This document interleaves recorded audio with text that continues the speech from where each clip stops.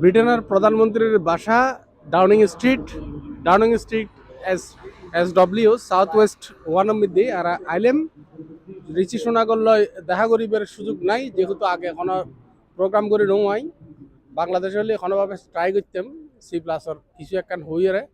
তো আর আইলেম দেখিলাম খুব এনজয় করিলাম খুব টাইট সিকিউরিটির ভিতরে ঋষি সোনাকর বাসা আর হয়তো ঢুকিত না পাইলাম কিন্তু ওনারা দেখাত পাইলাম মানে একটা ইকেতুন ঘুরি ইকেতুন দেখান